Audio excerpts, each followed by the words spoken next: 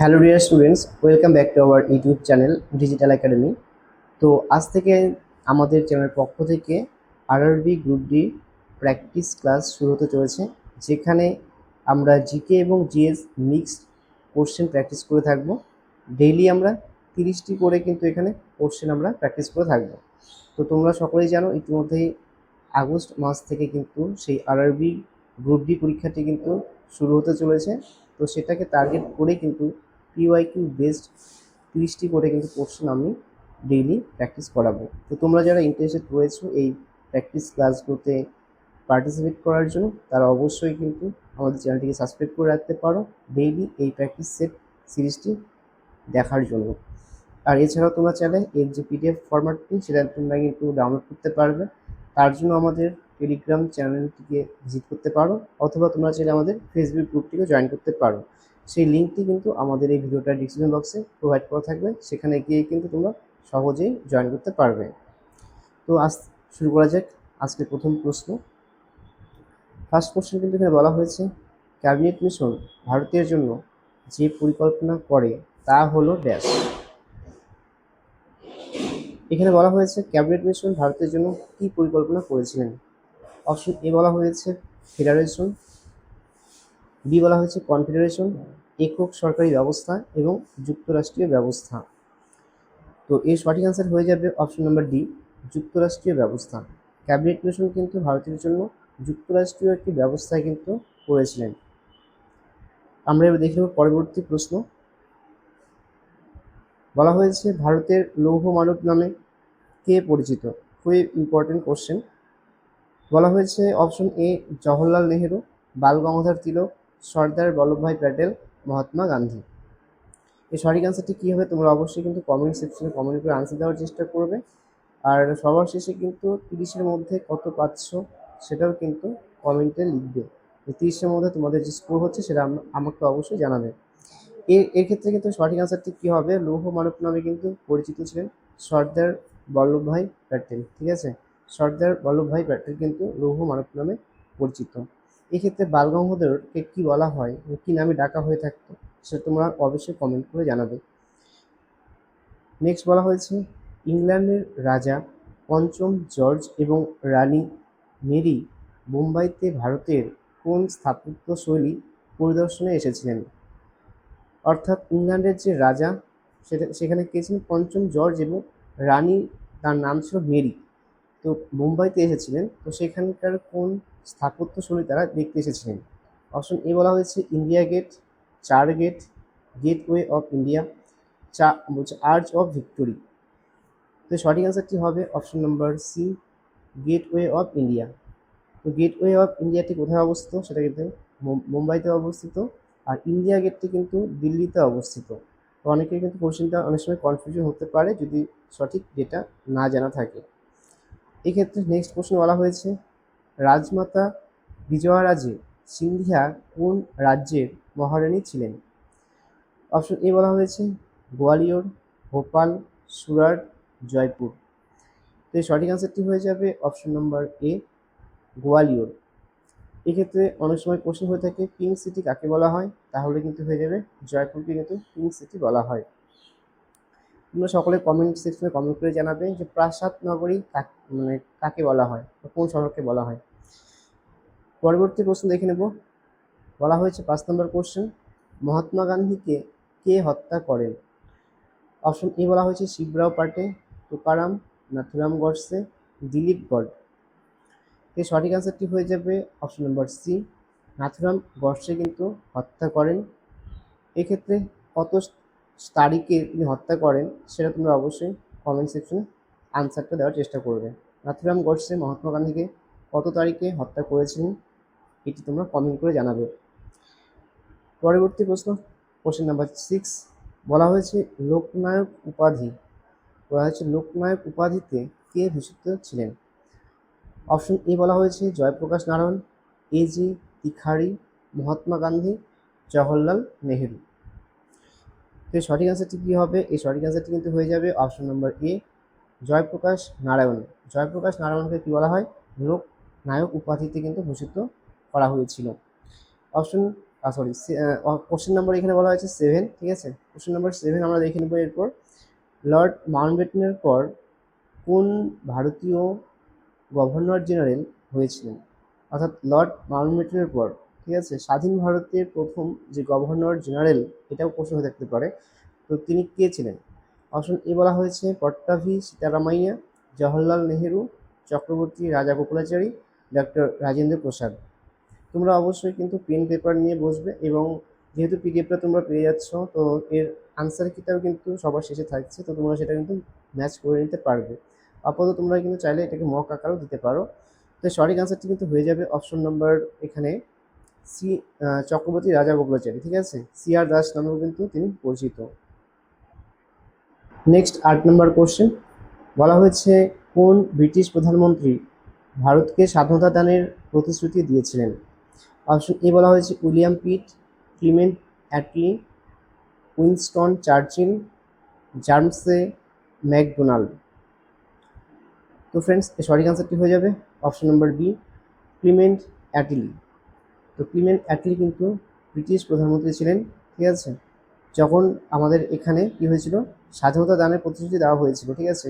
তো 1947 সালে কিন্তু ইংল্যান্ডের, ঠিক আছে, 1947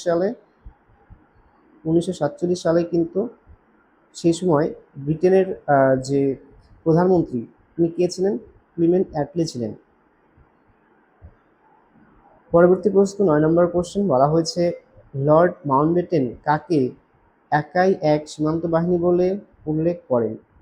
তো সঠিক আনসারটি কী হবে? অপশন এ বলা হয়েছে আব্দুল গফর খানকে, শরৎচন্দ্র বসুকে, সুভাষচন্দ্র বসুকে, MK গান্ধীকে। এর সঠিক আনসারটি হয়ে যাবে অপশন নাম্বার ডি, MK গান্ধীকে কিন্তু একাই এক সীমান্ত বাহিনী বলে উল্লেখ করেছিলেন লর্ড মাউন্টব্যাটেন। MK গান্ধী বলতে অর্থাৎ মহাত্মা গান্ধীকে কিন্তু এখানে উল্লেখ করা হয়েছে। নেক্সট 10 নম্বর প্রশ্ন বলা হয়েছে পাটনার বাকিপুর জেলে থাকাকালীন কোন স্বাধীনতা সংগ্রামী তার বিখ্যাত আত্মজীবনী আত্মকথা রচনা করেন? অপশন এ বলা হয়েছে রাজেন্দ্র প্রসাদ, বি বলা হয়েছে রামমোহন লোহিয়া, সি বলা হয়েছে লাল বাহাদুর শাস্ত্রী, জয়প্রকাশ নারায়ণ। তো সঠিক আনসারটি কিন্তু হয়ে যাবে অপশন নম্বর এ, রাজেন্দ্র প্রসাদ। রাজেন্দ্র প্রসাদ কিন্তু এখানে যখন তিনি জেলে ছিলেন, তো তার সময় সেই সময় কিন্তু একটি আত্মজীবনী লেখেন, তার নাম ছিল আত্মকথা। 11 নম্বর কোশ্চেন আমরা দেখে নেব কি বলা হয়েছে। বলা হয়েছে ভারতের কবে সম্পূর্ণরূপে সার্বভৌম গণতান্ত্রিক প্রজাতন্ত্র রূপে আত্মপ্রকাশ করে? অপশন এ বলা হয়েছে 26শে জানুয়ারি 1949, 26শে নভেম্বর 1930, 26শে নভেম্বর 1951, 26শে নভেম্বর 1949। এর সঠিক আনসারটি হয়ে যাবে অপশন নম্বর ডি, 26শে নভেম্বর 1949 সালে সম্পূর্ণরূপে সার্বভৌম গণতান্ত্রিক প্রজাতন্ত্র কিন্তু আত্মপ্রকাশ করে থাকে ভারত। পরবর্তী প্রশ্ন বলা হয়েছে স্বতন্ত্র পার্টির প্রতিষ্ঠাতা কে ছিলেন? অপশন এ বলা হয়েছে বিজি তিলক, দাদাভাই নৌরজি, গোপালকৃষ্ণ গোখলে, সি রাজাগোপালাচারী। তো সঠিক আনসারটি কিন্তু হয়ে যাবে option number D, C Rajagopalachari কিন্তু স্বতন্ত্র পার্টির প্রতিষ্ঠাতা ছিলেন। এরপর নেক্সট রয়েছে সময় অনুসারে সাজাও, ঠিক আছে, অর্থাৎ কোন অ্যাকশনটি এখানে ফার্স্টে হয়েছে সেটা কিন্তু এখানে আমাদের টাইম টেবিলটা কিন্তু সাজাতে হবে এবং এখানে অপশনটাকে পিক করতে হবে। তো এর জন্য কিন্তু তোমাদের অবশ্যই সেই ডেটটা কিন্তু মনে রাখতে হবে বা সনটা মনে রাখতে হবে কোনটা হয়েছে সবার ফার্স্টে। তো এই ক্ষেত্রে 1909 সাল, ঠিক আছে, 1909 সালে কিন্তু সবার ফার্স্টে যেটা হয়েছিল মডেল ডে মিন্টো সংস্কার যেটা ছিল সেটা কিন্তু ফার্স্ট হয়েছিল। তো কোথাও তাহলে কী হবে এখানে আমরা লিখে রাখছি 4 নম্বরটা সবার ফার্স্টে হবে। তারপর কী ছিল এখানে 1919 সালে কিন্তু হয়েছিল মন্টেগু কিংসফোর্ড শাসন সংস্কার, তো এটা হয়ে যাবে 3 নম্বর, ঠিক আছে, 3 নম্বর। তারপর এখানে 1942 সালে কিন্তু ক্রিপস মিশন ভারতে আসে, তো ক্রিপস মিশনটা হয়ে যাবে 2 নম্বর। এরপর হচ্ছে থাকছে কি 1 নম্বর 1946, ঠিক আছে, 1946 সালে এটা লিখবো কোথায়, আচ্ছা এখানে লিখছি 1946 সালে কিন্তু এখানটায় কী হয়েছিল ক্যাবিনেট মিশন ভারতে এসেছিল, তাই না? ক্যাপিটাল মিশন ভারতে কখন আসছে? 1946 সালে আসছে। তো এটা হয়ে যাবে 1 নাম্বার। তো এখানে যে অপশনটা দাঁড়াবে 4-3-2-1, ঠিক আছে? আমরা দেখে নিই 4-3-2-1 কোথায় আছে এখানে। তো এখানে দেখতে পারবো সি নাম্বার অপশন রয়েছে 4-3-2-1। তো অপশন নম্বর সি কিন্তু হয়ে যাবে সঠিক আনসার। তো ফ্রেন্ডস, নেক্সট কোশ্চেন বলা হয়েছে দুনিয়ার মজদুর এক হও, কে এই কথাটি বলেছেন? অপশন এ বলা হয়েছে মার্কস, লেনিন, স্ট্যালিন, চৌ এন লাই। তো সঠিক আনসারটি হয়ে যাবে অপশন নম্বর এ, কার্ল মার্কস কিন্তু এই কথাটি বলেছেন যে দুনিয়ার মজদুর সব এক হও। পরবর্তী প্রশ্ন বলা হয়েছে ডিসকভারি অফ ইন্ডিয়া বইটির লেখক হলেন কে? ডিসকভারি অফ ইন্ডিয়া বইটির লেখক হলেন কে? অপশন এ বলা হয়েছে মহাত্মা গান্ধী, পণ্ডিত জওহরলাল নেহেরু, নেতাজি সুভাষচন্দ্র বসু, সর্দার বল্লভভাই প্যাটেল। তো সঠিক আনসারটি কিন্তু হয়ে যাবে option number B, Pandit Jawaharlal Nehru. তো পণ্ডিত জওহরলাল নেহেরুর কিন্তু লেখা একটি বইয়ের নাম হচ্ছে ডিসকভারি অফ ইন্ডিয়া। তো আপনারা অবশ্যই কমেন্ট সেকশনে কমেন্ট করবেন যে পণ্ডিত জওহরলাল নেহেরুর আরও কয়েকটি বই ছিল, তো সেটার নাম কি। পরবর্তী প্রশ্ন বলছে অ্যামনেস্টি ইন্টারন্যাশনাল কি? বলা হয়েছে অ্যামনেস্টি ইন্টারন্যাশনাল কি? অপশন এ বলা হয়েছে একটি পশু অধিকার রক্ষা সংগঠন, একটি শান্তি আন্দোলন, একটি পরিবেশ রক্ষা সংগঠন, একটি মানবাধিকার কমিশন। তো সঠিক আনসারটি হয়ে যাবে অপশন নম্বর ডি, একটি মানবাধিকার কমিশন হচ্ছে অ্যামনেস্টি ইন্টারন্যাশনাল। নেক্সট কোশ্চেন বলা হয়েছে ইউরোপীয় ইউনিয়নের সদর দপ্তর কোথায় অবস্থিত? অপশন এ বলা হয়েছে প্যারিস, মিউনিখ, ব্রাসেলস এবং মিলান। এই সঠিক আনসারটি হয়ে যাবে কিন্তু অপশন নম্বর সি, ব্রাসেলস। ব্রাসেলসই কিন্তু আপনাদের ইউরোপীয় ইউনিয়নের সদর দপ্তর অবস্থিত। এছাড়াও কিন্তু ন্যাটো যে রয়েছে, ন্যাটোর কিন্তু সদর দপ্তরটি কিন্তু বেলজিয়ামে অবস্থিত। এবং তোমরা অবশ্যই কমেন্ট করে জানাবে ইউনেস্কো যে রয়েছে তার হেডকোয়ার্টারটি কোথায় অবস্থিত। পরবর্তী প্রশ্ন 18 নম্বর কোশ্চেন বলা হয়েছে সার্কের প্রধান কার্যালয় কোথায় অবস্থিত? বলছে কাঠমান্ডু, ঢাকা, নয়াদিল্লি, কলম্বো। তো সঠিক আনসারটি হয়ে যাবে অপশন নম্বর এ, কাঠমান্ডু। এর সাথে আরেকটি কোশ্চেন আনসার মনে রাখতে হবে, সেটা হচ্ছে ঢাকাতে কিন্তু ফার্স্ট কিন্তু মিটিং বসে সার্কের, ঠিক আছে? প্রথম মিটিং বসে এবং এটা হচ্ছে 1985 সালে কিন্তু 1985-এ কিন্তু ঢাকাতে প্রথম কিন্তু মিটিং বসে। পরবর্তী প্রশ্ন বলা হয়েছে উত্তর ভারতের সমভূমি ড্যাশ দিয়ে গঠিত? অপশন এ বলা হয়েছে ল্যাটেরাইট মৃত্তিকা, কৃষ্ণ মৃত্তিকা, পল্লল মৃত্তিকা, লোহিত মৃত্তিকা। তো এর সঠিক আনসারটি হয়ে যাবে অপশন নম্বর সি, পল্লল মৃত্তিকা। নেক্সট কোশ্চেন বলা হয়েছে 20 নম্বর কোশ্চেন, ঠিক আছে? 20 নম্বর কোশ্চেনে বলা হয়েছে ড্যাশের আবিষ্কার হবে না, এটা আধিক্যর ফলে হয়, ঠিক আছে? এটা একটু কারেকশন করে নেবে। ড্যাশের আধিক্যের ফলে মৃত্তিকা অম্লধর্মী হয়। অপশন এ বলা হয়েছে হাইড্রোজেন, ফসফরাস, নাইট্রোজেন, অক্সিজেন। এর সঠিক আনসারটি হবে অপশন নম্বর এ, হাইড্রোজেন। হাইড্রোজেনের আধিক্যের ফলে কিন্তু মৃত্তিকা অম্লধর্মী হয়। নেক্সট কোশ্চেন বলা হয়েছে কাজু বাদাম বৃদ্ধিতে নিচের কোনটি অন্যদের তুলনায় বেশি উপযোগী? ঠিক আছে, হচ্ছে কোনটি অন্যদের তুলনায় বেশি উপযোগী? যদি কাজু বাদাম বৃদ্ধি করতে যায়, ঠিক আছে, তাহলে এই ক্ষেত্রে কোনটি আর কি বেশি উপযোগী, মানে কোন মাটি সবচেয়ে বেশি উপযোগী? বলেছে লাল ল্যাটেরাইট মৃত্তিকা কি বেশি উপযোগী, নাকি ব্ল্যাক কটন সয়েল, নাকি বলছে অ্যালুভিয়াল মৃত্তিকা, নাকি বলছে অ্যারিড মৃত্তিকা? তো এই ক্ষেত্রে কিন্তু সঠিক উত্তরটি হয়ে যাবে যে লাল ল্যাটেরাইট মৃত্তিকাতে কিন্তু কাজু বাদাম বেশি উৎপন্ন হয়। এর সাথে কিন্তু ব্ল্যাক কটন সয়েল, যেটা ব্ল্যাক সয়েল বলা হয়, সেটা কিন্তু ভারতে রয়েছে 17% এই ব্ল্যাক সয়েল রয়েছে। এবং এখানে কিন্তু তুলো চাষ ভালো হয়, ঠিক আছে? তুলো চাষের জন্য কিন্তু ব্ল্যাক সয়েল সবচেয়ে ভালো উপযোগী, ঠিক আছে? তো এটা নোট করে নিবে। নেক্সট কোশ্চেন বলা হয়েছে কৃষ্ণ মৃত্তিকা সম্পর্কে নিচের কোন বিবৃতিটি সঠিক নয়? অপশন এ বলা হয়েছে এটি ডেকান ট্র্যাপ বরাবর দেখা যায়, বি নাম্বার বলা হয়েছে এটির আর্দ্রতা ধরে রাখার ভালো ক্ষমতা রয়েছে। নেক্সট বলা হয়েছে গ্রীষ্মের সময় এটিতে ফাটল লক্ষ্য করা যায়, এটিতে ফসফরাস প্রচুর পরিমাণে রয়েছে। তো সঠিক অ্যান্সারটি হবে অপশন নাম্বার ডি, এটিতে ফসফরাস প্রচুর পরিমাণে রয়েছে। এই কথাটি কিন্তু ভুল। তো এখানে কিন্তু অবশ্যই কৃষ্ণ মৃত্তিকাতে এরকমটা কিন্তু হয়ে থাকে না। তো এই সঠিক অ্যান্সারটি হয়ে যাবে অপশন নাম্বার ডি। 23 নম্বর কোশ্চেন দেখে নেব আমরা। বলা হয়েছে যে স্তরে হিউমাস ও খনিজ অধিক পরিমাণে থাকে সেই স্তরের মাটির রং কালো হয়, একে কি বলে?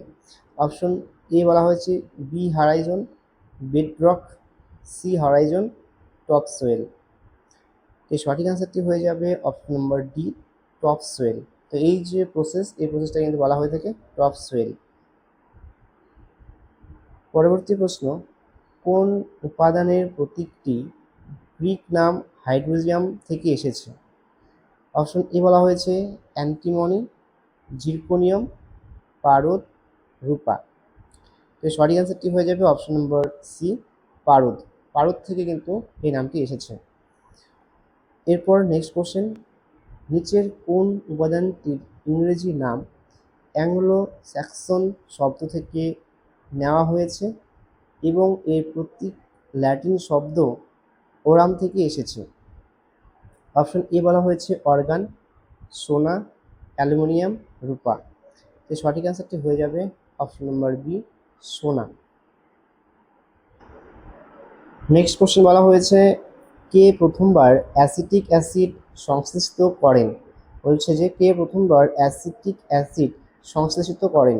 অপশন এ বলা হয়েছে বার্থোল্ড, এফ ওয়ালা হচ্ছে ও ওয়ালার, বিসি বলা হয়েছে বার্জেলিয়াস, ডি বলা হয়েছে কোলবে। তো সঠিক আনসারটি কিন্তু হয়ে যাবে অপশন নম্বর ডি, কোলবে। কোলবে কিন্তু প্রথমবার অ্যাসিটিক অ্যাসিডকে সংশ্লেষিত করেন। নেক্সট 27 নম্বর কোশ্চেন দেখে নেব আমরা। CHCl3 এর রাসায়নিক নাম কি? অপশন এ বলা হয়েছে chloroform, ethyl chloride, sodium chloride, hydrochloric acid. ঠিক আছে, তো এর সঠিক আনসারটি কী হবে? এর সঠিক আনসারটি কিন্তু হয়ে যাবে অপশন নম্বর এ, ক্লোরোফর্ম। CHCl3 এর রাসায়নিক নাম কিন্তু ক্লোরোফর্ম। নেক্সট কোশ্চেন এখানে বলা হয়েছে 28 নম্বর কোশ্চেন যে হিমায়ন যন্ত্রে অর্থাৎ রেফ্রিজারেটরের নিচের কোনটি থাকে? অর্থাৎ রেফ্রিজারেটর যেটা রয়েছে আমাদের প্রত্যেকের কিছু কিছু মানুষের বাড়িতে রয়েছে অবশ্যই এটা রেফ্রিজারেটর। তো সেক্ষেত্রে এখানে কোনটি এখানে থাকে সে তার মধ্যে? অপশন এ বলা হচ্ছে কার্বন ডাইঅক্সাইড, মিথেন, হিলিয়াম এবং ক্লোরোফ্লোরোকার্বন। এই সঠিক আনসারটি হয়ে যাবে option number D, chlorofluorocarbon. CFC কিন্তু থাকে এই হিমায়ন যন্ত্রে। নেক্সট কোশ্চেন বলা হয়েছে এসআই পদ্ধতিতে তড়িৎ আধানের একক কোনটি? বলা হয়েছে কি এসআই পদ্ধতিতে তড়িৎ আধানের এককের নাম কি? অপশন এ বলা হয়েছে ভোল্ট, বি বলা হয়েছে কুলম্ব, অ্যাম্পিয়ার, ওহম। এই সঠিক অ্যান্সারটি কিন্তু হয়ে যাবে option number B, coulomb. SI পদ্ধতিতে তড়িৎ আধানের একক হচ্ছে কুলম্ব। তোমরা অবশ্যই এখানে ভোল্ট ভোল্ট যে আছে সেটা কার একক, এবং অ্যাম্পিয়ার, অ্যাম্পিয়ার তো অবশ্যই সকলেই জানো যে তড়িৎ প্রবাহ মাত্রার একক হচ্ছে কি অ্যাম্পিয়ার। তোমরা অবশ্যই ভোল্ট এবং ওহমটা কমেন্ট করে জানাবে কার একক, এগুলো কার একক। নেক্সট কোশ্চেন বলা হয়েছে এবং আজকের মতো লাস্ট কোশ্চেন, এক্ষেত্রে বলা হচ্ছে নিচের কোন ক্ষেত্রে ওহমের সূত্র প্রযোজ্য নয়? ওহমের সূত্র কোন ক্ষেত্রে প্রযোজ্য নয়? বলা হয়েছে ইস্পাত, রূপা, সিলিকন, তামা। তো সঠিক অ্যান্সারটি কিন্তু হয়ে যাবে অপশন নাম্বার সি, সিলিকন। সিলিকনের ক্ষেত্রে কিন্তু ওহমের সূত্র প্রযোজ্য হবে না। তো আজকের মতো আমরা 30টি কোশ্চেন কিন্তু এখানে সলভ করেছি। তো এখানে আপনারা দেখতে পাচ্ছেন সেই আনসার শিটটি কিন্তু রয়েছে, তোমরা চাইলে স্ক্রিনশট করে নিতে পারো। তোমাদের কোশ্চেন কতগুলো ঠিক হলো সেই বিষয়ে তোমরা স্পষ্ট ধারণা পাবে আশা করছি। তো এই পিডিএফ ফাইলটি কিন্তু তোমরা চাইলে আমাদের টেলিগ্রাম চ্যানেলে কিন্তু জয়েন করতে পারো, সেখান থেকেও কিন্তু পেয়ে যাবে, অথবা হোয়াটসঅ্যাপ গ্রুপেও পেয়ে যাবে। আমি অবশ্যই এগুলো প্রোভাইড করে দিয়ে দিব। তো তোমাদের কেমন লাগলো আজকের এই ক্লাসটি? যদি ভালো লেগে থাকে তাহলে কিন্তু অবশ্যই কমেন্ট সেকশনে একটু কমেন্ট করবে। আর যদি কোনো রকম তোমাদের কোশ্চেন থাকে বা কোয়ারিজ থাকে তাহলে অবশ্যই কিন্তু তোমরা কমেন্ট করতে পারো আমাদের কমেন্ট সেকশনে ভিডিওটার। তো আমি চেষ্টা করবো সেগুলো রিপ্লাই দেওয়ার জন্য। তো আজকের মতো এখানেই থাকছে। তোমরা সকলে ভালো থেকো, সুস্থ থেকো। আবার দেখা হচ্ছে নেক্সট ক্লাসে। জয় হিন্দ, বন্দে মাতরম।